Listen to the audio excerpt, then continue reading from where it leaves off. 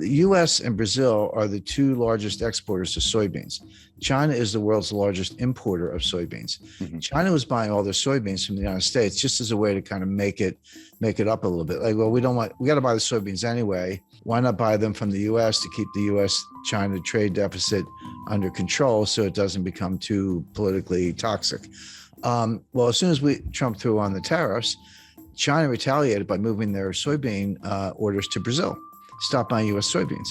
Well, that's not a phone call. I mean, you're talking about vessels, port facilities, agriculture, trucks. How do you get the soybeans to the ports? How many do you grow? Where's the fertilizer coming from? Et cetera, et cetera. And all those parties, the shippers, the cargo, the insurance companies, and so many people involved, banks, letters of credit, it's just a lot involved. They don't like short-term relationships. They say, okay, I'll do it. I want a 5-year contract. And China said, okay. So they reconfigured all those transportation lanes to get the soybeans from Brazil. All of a sudden, you're a U.S. soybean grower. You say, well, what do? Well, we started selling them to the Netherlands because the Netherlands needs soybeans too. So now instead of shipping them from like Port of LA to Ningbo and near Shanghai, we're shipping them from Port of Houston to, I don't know, France, or Marseille or someplace, or Rotterdam. So the point being, you completely scrambled all these supply chain relationships. I talked to the guy who, look, this is a worldwide endeavor, but he was probably the single most responsible individual for all the significant developments in the supply chain in the last 30 years. And he said to me, Jim, you have to understand, it took us 30 years to build it. We blew it up in 3 years. It's not going to come back overnight. It's going to take 10 years or more to rebuild it. And what I talk about in the book is supply chain 1.0, which is 1989 to 2019, and then supply chain 2.0, which kind of starts now, but is going to go indefinitely because it's going to take a long time to put this together. It's it's like dropping a vase and it breaks in 1,000 pieces. You can't put it back together. You got to go buy a new vase. And that's what's going on with the supply chain. There will be a supply chain, there always is, but the new supply chain will look very different from what we've just gone through, because the whole 30 years of period I'm describing was built on efficiency, lower cost, lower cost, lower cost. It was kind of the Walmart model. So yeah, just-in-time inventory, everyone knows about that, but there's something called cross-stocking. That's where a truck pulls up at a warehouse and you unload it. Instead of putting the stuff in the warehouse, you move it to another truck that then goes to a destination. The stuff never goes in the warehouse. Inventories are very expensive. They're costly to finance. You got to move the stuff around. It's called picking. Pick the stuff off the shelf with your. I used to drive a forklift, so I know a little bit about it. And put it on a truck. I used to unload trucks too. So hey, I've got 7 suppliers.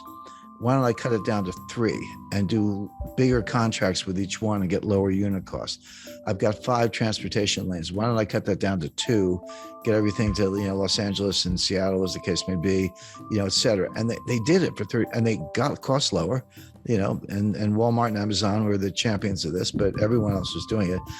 But they missed something. What they missed was that while they were getting those unit costs lower for consumers, there were hidden costs, and the main hidden cost was you were creating greater frailty. This whole system was subject to a massive breakdown. So what happens if you have 2 suppliers and they both go on strike? What happens if you have one port of entry and it's backlogged? What happens if you've got cross-docking in warehouses and there aren't enough trucks? There are 80,000. We need 80,000 drivers, Wish they'd hire them instead of these IRS agents. But the point being, it is breaking down all across the board. Now, can it be put back together? Yes, but the biggest difference between 2.0 and 1.0, and this goes by different names. Janet Yellen called it friendshoring, and Macron called it a constellation of nations club, if you will.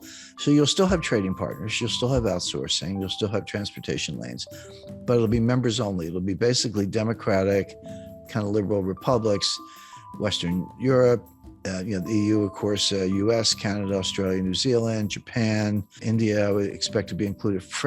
Friendly nations, but China's out. We're decoupling from them. They're decoupling from us. This isn't U.S. driven. The U.S. is participating, but this is what China wants too. Both sides are decoupling as fast as they can.